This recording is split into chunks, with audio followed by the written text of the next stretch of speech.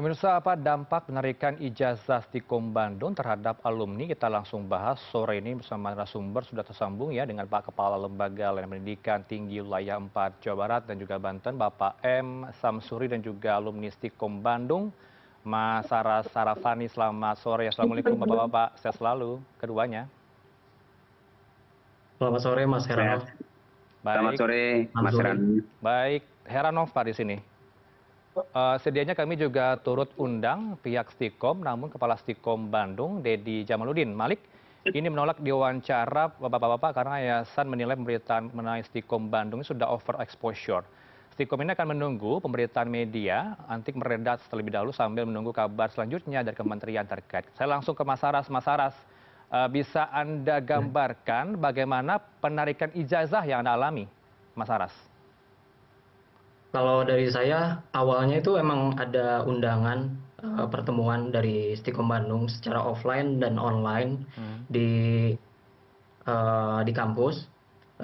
Kita disosialisasikan bahwa ada eh, kejanggalan atau kesalahan dalam data dan diakhiri dengan saran dari Stikom Bandung, kita diminta untuk mengisi form kesediaan menerima pembatalan ijazah.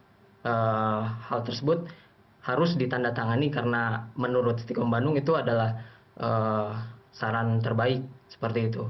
Dan juga Stikom Bandung memberikan edaran ada poin per poin mengapa ijazah kami harus dibatalkan. Seperti yang kita ketahui, contohnya dari perbedaan nilai antara PD Dikti dengan sistem di Stikom Bandung, lalu perbedaan jumlah SKS, dan juga belum dilakukannya tes plagiasi yang yang yang harusnya dilakukan oleh alumni. Hal tersebut menurut saya harusnya Stikom Bandung yang bertanggung jawab. Contohnya Oke. seperti perbedaan nilai, karena itu full yang mengerjakan ada operator di Stikom Bandung. Oke. Kami nggak ada andil untuk penginputan. Lalu jumlah SKS yang tadi saya sampaikan di wawancara sebelumnya itu SKS kami itu untuk saya di angkatan 2015 itu paket per paket dan nggak mungkin kurang. Hmm. Dan yang terakhir tes plagiasi itu eh, di belum diterapkan di Stikom Bandung pada saat saya berkuliah. Dan dari semua hal itu, Oke. pertanyaannya, kenapa saya bisa sidang, kenapa saya bisa wisuda begitu saja, kalau misalkan persyaratannya belum mencukupi gitu. Kenapa saya lulus dengan seolah baik-baik saja gitu, kalau Oke. misalkan kita melakukan pelanggaran. Baik, saya tegaskan kembali, Mas Aras, yang Anda alami, Anda dituding melakukan beberapa pelanggaran begitu ya, dugaannya. Yang pertama adalah, kalau saya klarifikasi ya, kejanggalan dalam penentuan kelulusan, termasuk terjadinya perbedaan nilai akademik, dan juga syarat minimal SKS antara data kampus ini dengan data pangkalan data dikti. Ini yang terjadi ya, Mas Aras? Iya betul, dan itu tuh di surat edaran ibaratnya kami dipukul rata aja semua poin per poin eh, kesalahannya tuh dari poin tersebut. Harusnya Stikom Bandung itu membedakan mana aja nih yang eh, nilainya berbeda antara PD Dikti dan di sistem Stikom, mana aja yang jumlahnya kurang, jumlah SKS-nya kurang atau mana saja yang belum tes plagiasi dan juga mungkin ada yang terakhir yang belum mendapatkan penomoran ijazah secara nasional. Nah, harusnya ada dari Stikom Bandung yang menjelaskan, yang memverifikasi kalau satu persatu kami ini kesalahannya apa gitu.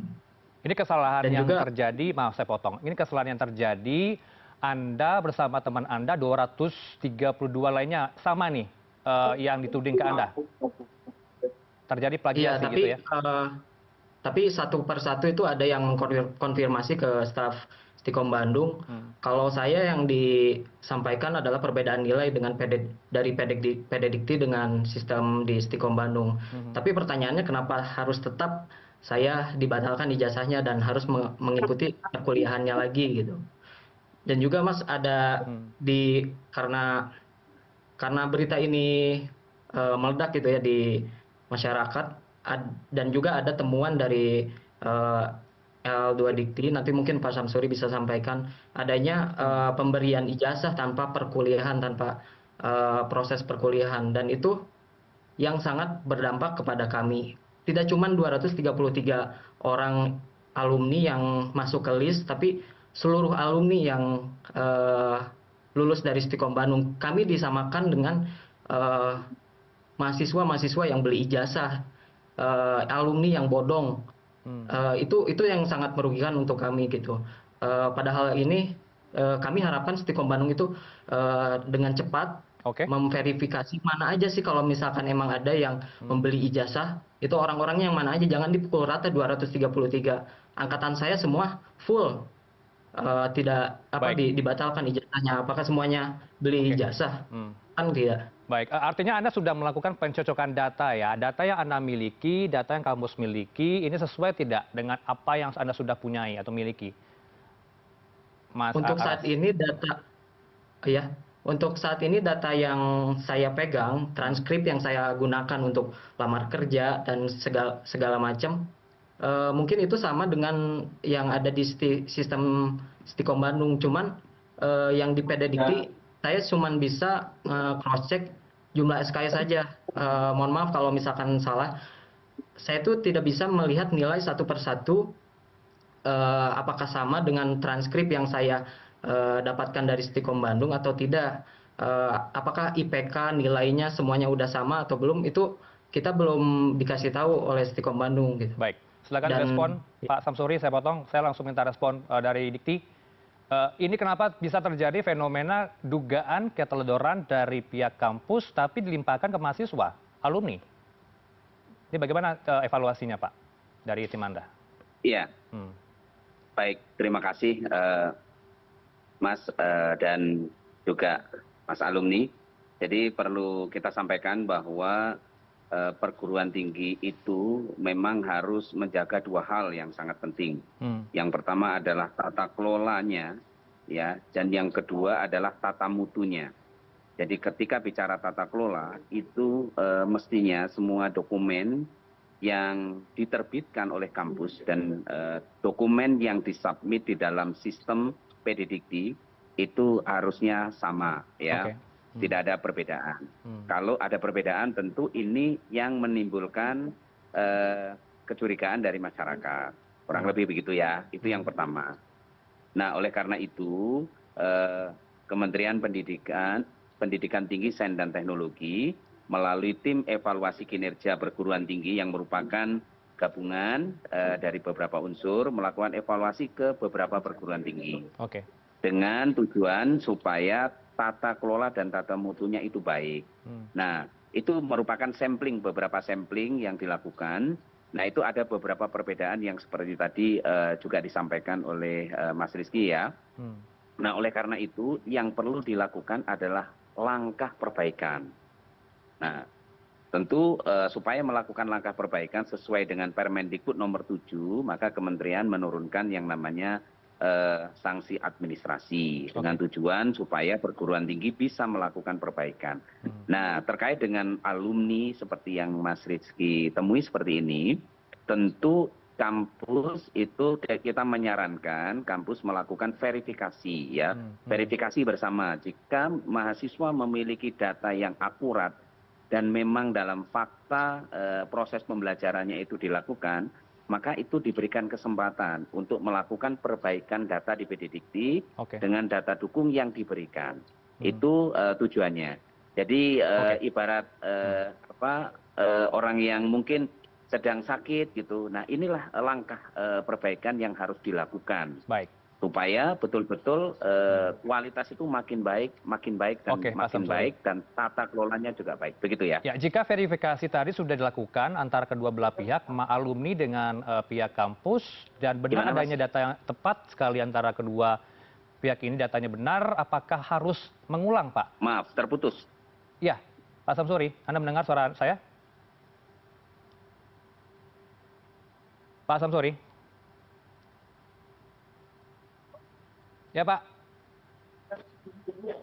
Verifikasi sudah dilakukan, nanti bagaimana Pak kemudian tindak lanjutnya? Apakah nanti data benar-benar cocok? Apakah memang harus alumni ini masuk lagi kuliah, mengulang, atau bagaimana? Ya, jika memang data yang diverifikasi dan divalidasi itu benar, bahkan termasuk verifikasi dan validasi itu juga misal bisa melibatkan teman sejawat. Ya, jika memang data-datanya itu cukup, ya, karena misal itu murni kesalahan administratif, begitu ya. Tentu yang perlu dilakukan adalah perbaikan yang sifatnya administratif tadi. Tetapi kalau memang faktanya itu memang kekurangan SKS, dalam arti memang kuliahnya katakanlah SKS-nya tidak cukup sebetulnya dulu, kemudian dilakukan penambahan katakanlah SKS tanpa melalui proses, maka itulah yang harus dilakukan penambahan, begitu ya, supaya marwah pendidikan tinggi ini terkelola dengan baik. Baik, saya langsung ke Mas Aras, Pak Samsuri untuk mengklarifikasi. Ini sudah dilakukan belum verifikasi, Mas Aras? Tadi kalau dikatakan kalau SKS Anda masih kurang, perlu dilengkapi, Mas Aras. Kalau verifikasi dari kampus sendiri belum meminta ya. Pokoknya dari kampus itu cuman ngasih ke kita tuh form kesediaan untuk menerima pembatalan gitu. Kalau misalkan yang disampaikan Pak Samsuri seperti itu, kenapa sih Stikom Bandung nih kekeh gitu buat kita tuh bersedia untuk membatalkan ijazah kami gitu.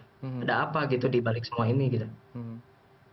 Baik, tapi sistem yang diterapkan ini sistem paket benar ya di kampus Anda ini, Stikom, untuk SKS? Sepengetahuan saya dan angkatan saya seperti itu, Mas. Ya, validasi sudah dilakukan, Mas, dengan pihak kampus, dengan pihak Anda sendiri untuk validasinya Belum, bagaimana? Belum. Untuk Stikom Bandung sendiri belum menghubungi alumni untuk memvalidasi datanya. Ya, bagaimana tuh Pak Samsuri? Pihak Stikom masih belum menghubungi alumni untuk validasi, ini bagaimana?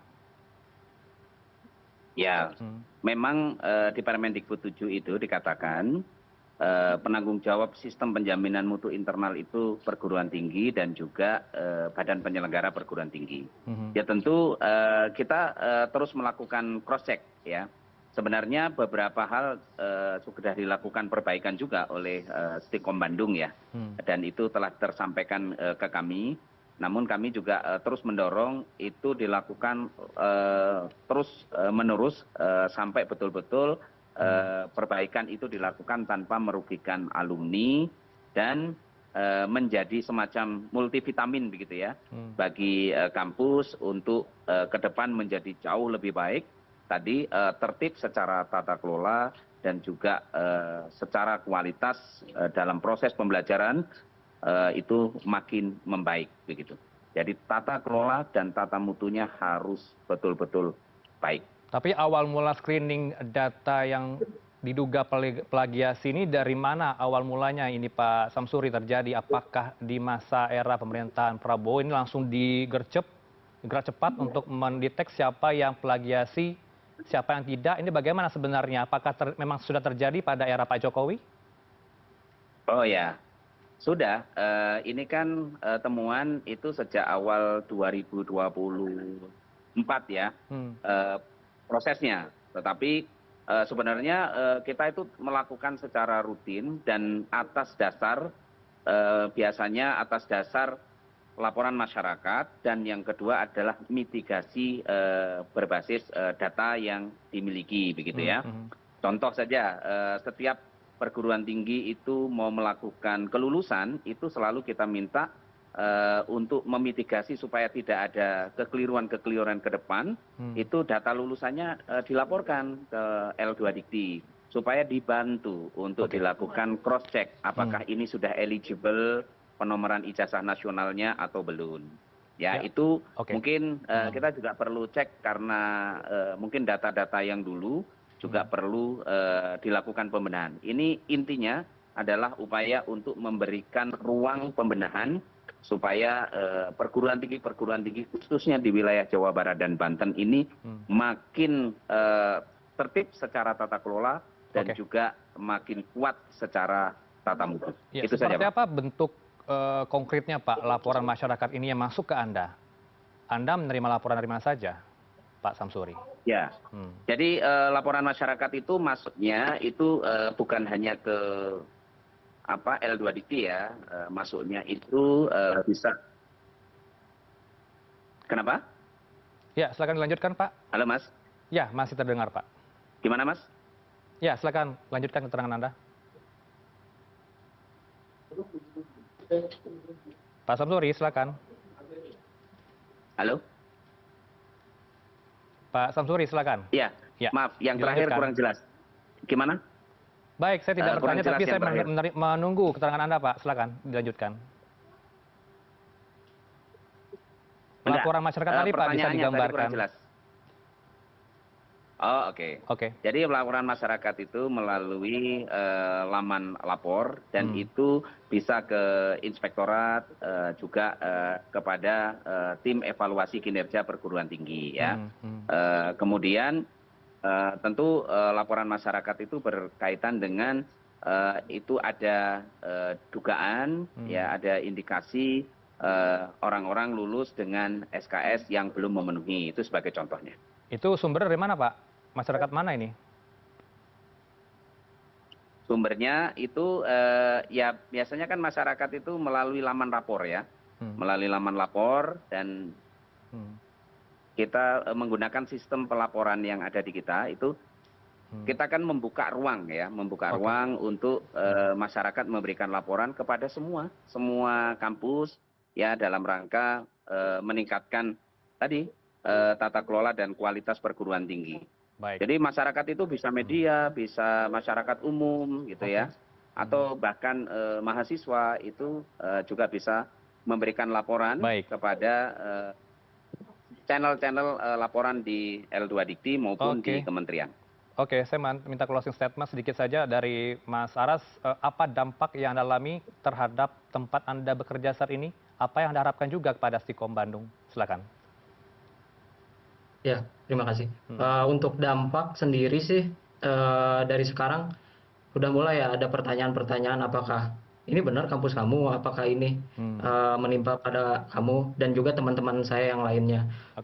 Meskipun pencabutan ijazah itu belum resmi karena belum dari kementerian, tapi ini sudah sangat mengganggu aktivitas kami gitu. Ya bayangkan saja gitu, saya sudah lulus 6 tahun lalu baru dikabari, baru mendapat kabar seperti ini sekarang gitu. Dan ini jadi pertanyaan juga Pak, untuk Pak Samsuri. Maksudnya emang tidak ada temuan indikasi apapun gitu ya di beberapa tahun lalu, karena saya pun wisuda di tahun 2019 itu dihadiri oleh Ketua L2 Dikti Wilayah 4 yang periode lama, Prof. Uman, dan Prof. Uman sendiri yang memberikan statement bahwa ijazah kami ini sah secara hukum dan bisa digunakan di masyarakat. Itu terdokumentasi di wisuda kami gitu, ada videonya. Dan harapannya Stikom Bandung cuma satu sih, cepat verifikasi aja dari 233 nama ini, nggak bisa digeneralisir, nggak bisa dipukul rata semuanya dengan kasus yang sama. Kami merasa tidak adil.